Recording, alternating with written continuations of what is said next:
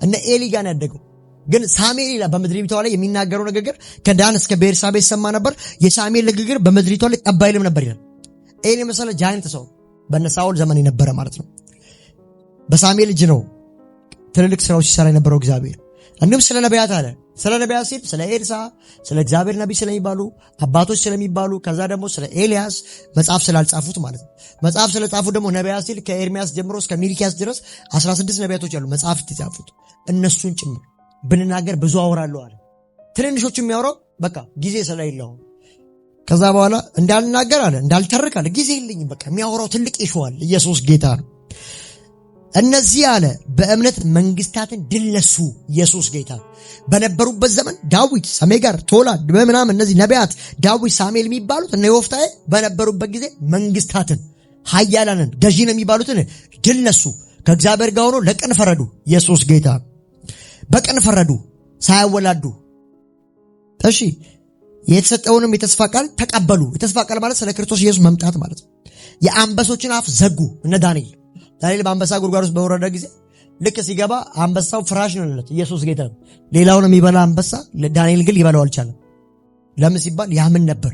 ምን ሲባል እግዚአብሔር የአንበሶችን አፍ ዘጋ። ክብር ለጌታ ይሁን። ከዛ የእሳትን ኃይል አጠፉ ይላል። ስለነማን እያወራ ነው? ስለ ሲድራቅ ሚድራቅ አብዲናጎም እያወራ ነው።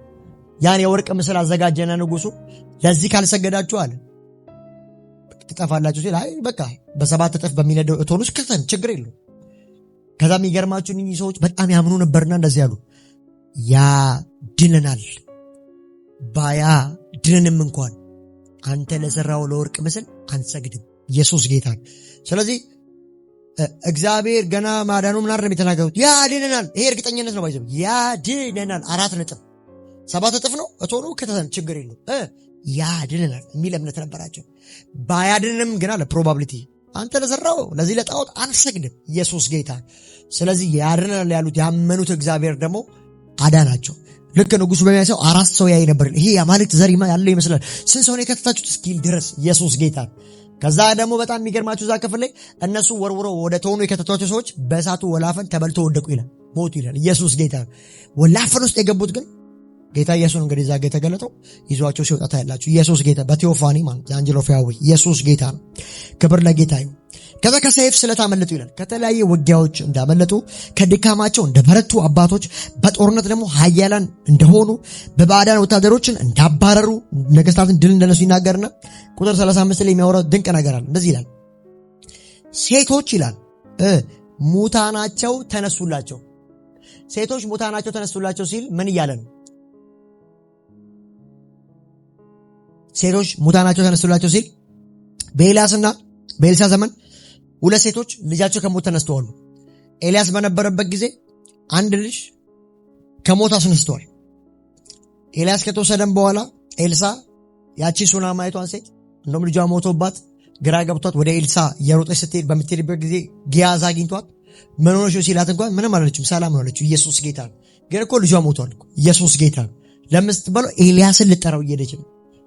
ስለዚህ ኤልሳ መጣ። ከዛ ጸለየ፣ ልጅቷን አስነሳ ይላል። እና ኤልሳና ኤልያስ ምን አደረጉ ሲባል የሞተን ሰው አስነስተው። ኢየሱስ ጌታ። ስለዚህ 2 ሴቶች ይላል ሙታናቸው ተነሳላቸው። ከምን የተነሳ ሲባል ከእምነት የተነሳ። ኢየሱስ ጌታ። ሌሎቹ ደግሞ የተሻለውን ትንሣኤ ለማግኘት ሲሉ መትረፍን ንቀው ለሞት ለሚዳረግ ስቃይ ራሳቸው ሰጡ። ሌሎቹ ደግሞ መትረፍ ይችሉ ነበር፣ ግን ሌላውን ትንሣኤ የሚመጣውን ትንሣኤ ለማየት ሲሉ መትረፋቸውን ንቀው ለሞት ለመዳረግ ስቃይ ራሳቸው ሰጡ። ከዚህም ነፃ ለመውጣት አልፈለጉም። አንዳንዶቹ አለ መዘባበቻው እግዚአብሔር ስለጠበቁ ስላመኑት መዘባበቻው ተገፉ በሰዎች መካከል። ሌሎቹ ደግሞ ታስረው ወደ ወህኒ ተጣሉ ስላመኑ እግዚአብሔርን ብለው ስለቆሙ በድንጋይ ተወገሩ። የሚገርም ነው። ከዛ ባለፈ በመጋዝ ለ2 ተሰነጠቁ። በመጋዝ ለ2 ተሰነጠቁ። ኢየሱስ ጌታ ነው። በመጋዝ ለ2 ተሰነጠቁ። ከዛ በሰይፍ ተወግተው ሞቱ። እየተጓሳቀሉና እየተሰደዱ እየተንገላቱና የበግና የፍየል ቆዳ ለብሰው ዞሩ። ዓለም ለነሱ አልተገባቻቸውምና በየበረሃውና በየተራራው በየዋሻውና በየጉድጓዱ ተንከራተቱ። ቤቶቹ የብሉይ ኪዳን አባቶች 39 እነዚህ ሁሉ ስለ እምነታቸው የተመሰከረላቸው ቢሆኑም ከነርሱ ማንም ይላል ከነርሱ ማንም የተስፋውን ቃል የተቀበለ የለም። ለምን ሲባል እግዚአብሔር ለኛ የሚበልጥ ነገር ስላዘጋጀ ያለኛ ፍጹማን ሊሆኑ አልቻሉም። እነዚህ ሁሉ አባቶች አንድ ነገር ሆኗል። ምንድናቸው ሲባል በእምነታቸው የተመሰከረላቸው ናቸው። እናሳ ሲባል ግን የተስፋውን ቃል አልተቀበሉትም። ምን ማለት ነው? ክርስቶስ ኢንካርኔት አድርገው አላዩትም። ስለ ክርስቶስና ስለ ኢየሱስ ስለተነገረለት ስለ መሲሁ ሰምተዋል። ስለሱ አምነው በተስፋ ተጋድለው ሞተዋል። የሥጋ ሞትን ግን አምነው ጸድቀው ጀስቲፋይ ሆኗል። በተስፋው የሚያምን ሁሉ የዘላለም ሕይወት ስላለው ኢየሱስ ጌታ ነው። ግን የተስፋውን ቃል ያዙ ሲባል ኢንካርኔሽን አላየሁትም። አምላክ ሥጋ ሆኖ በአዲስ ኪዳን ሥጋና ደምን ተካፍሎ ከድንግል ማርያም ተወልዶ የዛኔ ይሄን ተስፋ አላየሁትም። ለምን ሲባል እግዚአብሔር ስለኛ የሚበልጥ ነገር አይቷል። ታዲያ ደህንነት በብሉይ ኪዳንና በአዲስ ኪዳን በምንድን ሲባል በማመን ነው። አዲስ ኪዳን ላይ በመስቀል ስለተሰራው ስራ ኢየሱስ ስለኔ ሞቷል ተነስቷል ብለን ከመስቀሉ ወደዚህ ሆነን በመስቀሉ ስለተሰራው የመስቀል ስራ አመን ነው። ምንድን ነው ብሉይ ኪዳን ያሉት አባቶች በምን ዳኑ ሲባል ከመስቀሉ በፊት ሆነው ስለ መስቀሉ መከራና ስለ መስቀሉ ክብር አምነው ሞቱ። ኢየሱስ ጌታ። ለዛ ነው ኢሳይያስ በነበረበት ጊዜ በምዕራፍ 53ኛው ላይ የሰማነው ነገር ማናመናል የእግዚአብሔር እስክንድስ ለማተገለጠ። ስለዚህ መሲሁ መጥቶ መከራ እንደሚቀበል ከዛ ከብዙ መከራ በኋላ ደግሞ ስለሚገኘው ክብር አይቶ ተናገረ ኢሳይያስ ከክርስቶስ መምጣት ከ700 ዓመት በፊት። ኢየሱስ ጌታ ነው። ስለዚህ አባቶች ሁሉ እንደውም ጴጥሮስ መጽሐፍ ሲናገር እነዚህ ነቢያት ሁሉ ይሄን ጊዜ ተግቶ የፈተኑት ይመራመሩት ነበር እና ሲባል ግን ራሳቸውን ሰው እናንተ እንዳገለገሉ ተመለከቱ እያለ መጽሐፍ ቅዱስ ይናገራል። የተወሰነ ጥቅስ ላሳያችሁ ልጨርስ። 1 2 3 4 5 6 7 ጥቅስ ላሳያችሁ ከአዲስ ኪዳን። ኢየሱስ ጌታ ነው። ስለዚህ እምነት ዛሬ ምንድነው? እምነት ተስፋ ያደረግነው ነገር እንደሚፈጸም እርግጠኛ የምንሆንበት የማናየውም ነገር ደግሞ እውን እንደሆነ የምንረዳበት ነው። አባቶችም እንደሚተመሰከርላቸው በዚሁ እምነት ነው። የምናየው ነገር ደግሞ ሁሉ በእግዚአብሔር ቃል እንደተፈጠረና የሚታየው ከማይታየው ዓለም እንደመጣ መጽሐፍ ቅዱስ ነግሮናል ማለት ነው። ከዛ ባለፈ ስለ እንትን ላውራችሁ የተወሰነ 1-2 ደቂቃ። ይሄ አሁን እምነት ሲነሳ ፍሪ ዊል ነጻ ፍቃድና ነጻ ፍቃድ ይነሳል። ብዙ ጊዜ ይነሳል። ስለዚህ ሰው ልጅ ነጻ ፍቃድ አለው ወይ ሲባል አዎ አለው። ታዲያ አንድ ሰው ለመዳን ምን ያስፈልገዋል ሲባል ማመን አለበት። ኢየሱስ ጌታ። የሰው ልጅ ሳያመን መዳን አይችልም። ለምን ሲባል አዲስ ኪዳን መጽሐፋችን ላይ ወደ 215 ጥቅሶች እመን ብለው ያስቀምጣል። ስለዚህ ሰው የሚድነው በምንድን ሲባል በእምነት ነው። ታዲያ ምናምነው ምን ነው ሲባል ጸጋው ጊፍቱን ክርስቶስን ማመን ነው። ኤፌሶን ምዕራፍ 2 ምን ይለናል? በጸጋው በእምነት በኩል አድኗቸዋል። ስለዚህ ጸጋው ምንድን ሲባል ስጦታ ነው። ፎርጊቭነስ ነው፣ ነጻ ስጦታ ነው። እምነት ይሳ ሲባል ከዛ ሰው ከዛ ሴት ወይ ከዛ ወንድ የሚጠበቅ ነው። ለመዳን ማለት ሪሲቭ የሚያደርጉት ጸጋውን በእምነት በኩል። ስለዚህ ሰው ይላለው እምነት አለው ሲባል አዎ። ከእምነት በፊት ግን ፈቃዳችን ለሰይጣን ለዚህ ምድር ለስጋ ነበር የሆነው ከተባለ እንግዲህ ቀዳሚ ጸጋ ፕሪቨንት ግሬስ እና ኢንላይትመንት የልብ ብርሃን መከፈት ሊፈጠር ይችላል። የልብ ብርሃን ቢከፈትም ፕሪቨንት ግሬስ ቢኖርም ግን ሰው ካላመነ መዳን አይችልም። ለምን? የዮሐንስ ወንጌል ምዕራፍ 1 የገዛ ወገኖቹ ወደ ገዛ ወገኖቹ መጣ፣ የገዛ ወገኖቹም አልተቀበሉትም። ነገር ግን ለተቀበሉት ከዛ በኋላ በስሙ ላመኑት የእግዚአብሔር ልጆች የሆኑ ዘንድ ስልጣን ሰጣቸው። ስለዚህ ማመን ይላል። ማመን አፕሊኬሽን ነው። እዚህ 3:16 ላይ በእርሱ የሚያምን ይላል የዘላለም ሕይወት እንዲኖረው እንጂ እንዳይጠፋ እግዚአብሔር አንድያ ልጁ እስከመሰጠት ድረስ እንዲሁ ዓለምን ወደደ። ስለዚህ ማመን እያለ ወደ 215 ጥቅሶች እመን ትድናለህ። ሮሜ ምዕራፍ 10 ለምሳሌ ኢየሱስ ጌታ ነው ብለህ በልብህ ብታምን በአፍህ ብትመሰክር ትድናለህ። ሰው በልቡ አምኖ እንደሚጸድቅ በአፉ መስክሮ እንደሚድን እናውቃለን። ስለዚህ ማመን ያልገባበት ቦታ የለም። ታዲያ ሰው እንዴት ነው? አጠቃላይ ወድቋል፣ ተበላሽቷል፣ ቶታል ዲፕራቪቲ ነው ከተባለ አይደለም። ሰው የኃጢአት ተካፋይ ነው። ማለትም በአዳም ምክንያት ሞት ገብቷል፣ በክርስቶስ ሕይወት ነው። ስለዚህ በአዳም በኩል ኃጢአት የመስራት አቅምና ክሎት ተካፍለናል። ምን ሲባል የኃጢአት ባህሪ በውስጣችን አለ። ታዲያ እግዚአብሔርን መፈለግና እምነት በእኛ ውስጥ የለም ከተባለ እምነት አለ። ለምን ከተባለ በአዲስ ኪዳን አሁን ማሳየቱ 8 ቦታዎች አሕዛብ ሆነው ክርስቶስን ሳይከተሉ ሳይድኑ ግን በእምነታቸው ራሱ ኢየሱስም የመሰከረላቸው ስለ እምነት መጽሐፍ ቅዱስ ያወራል። ቀደምም ከአቤል ጀምሮ ያወራነው በዛ ዘመን አቤል አመነ ይላል፣ ኖህ አመነ ይላል፣ አብርሃም አመነ ይላል። ስለዚህ ሲባል በእምነታቸው ደግሞ ጽድቅን ወራሽ ሆኑ። ታዲያ እነዛ እንዴት ጀስቲፋይ ሆኑ? እንዴት ጸደቁ ሲባል በእምነት። ታዲያ ሰው ከቶታል ዲፕራቪቲ ማለት ከውድቀት በኋላ ራሱ ያምኗል። አዎ አምኗል። አቤልና ቃየል የመጀመሪያ ልጆቹ ናቸው አይደል ለአዳም። ስለዚህ እነዚህ አምነዋል። አቤል ታዲያ ያን እምነት ከየት አመጣ? ሰው ልጅ አጠቃላይ ከተበላሸ አቤል ከየት እምነት አመጣ? አመነ፣ ጸደቀ። አዲስ ኪዳን ስትመጡ እመኑ ዳኑ እያለ መጽሐፉ ይናገራል። እዚህ ማቴዎስ ወንጌል ምዕራፍ 8 ቁጥር 8 ላይ እንደዚህ ይላል። የመቶ አለቃው ግን መልሶ እንዲህ አለ ጌታን፣ ጌታ ሆይ ወደ ቤቴ እንድትገባ የሚገባኝ አይደለሁም። ነገር ግን የዚህ ሆነ አንዲት ቃል ብቻ ተናገር፣ አገልጋይም ይፈወሳል። እኔ ራሴ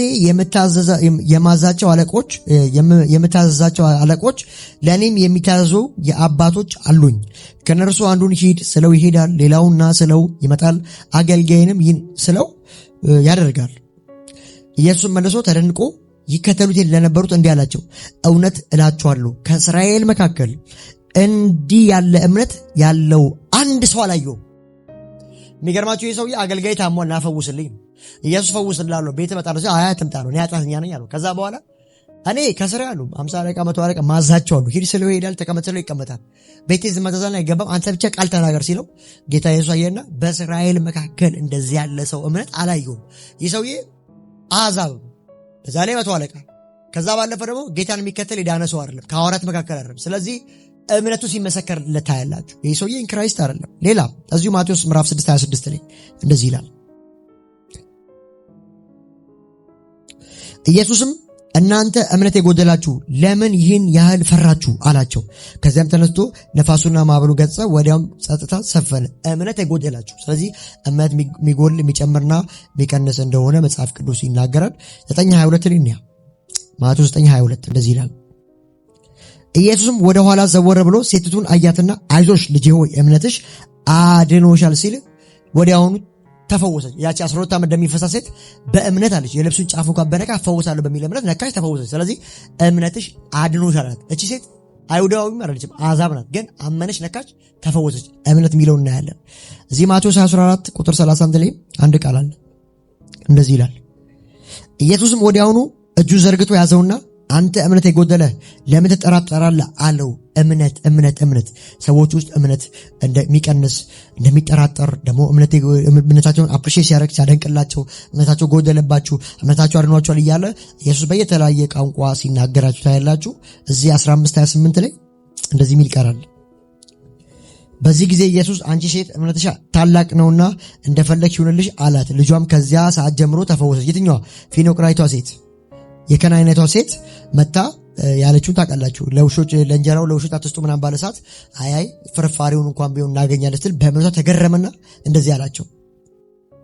ይሁንና እርሱም መልሶ የልጆችን እንጀራ ወስዶ ለውሾች መወርወር አይገባም አላት። እርሷ ግን እንደዚህ አለች፣ ጌታ ሆይ ውሾች እኮ አለች ከጌታቸው ማዕድ የወደቀውን ፍርፋሪ ይበላሉ አለችው። ጌታ ኢየሱስ ስትለው በዚህ ጊዜ ኢየሱስ አንቺ ሴት እምነትሽ ታላቅ ነው እንደፈለግሽው ይሁንልሽ አላት። ልጇም ከዚያ ሰዓት ጀምሮ ተፈወሰች። ምን?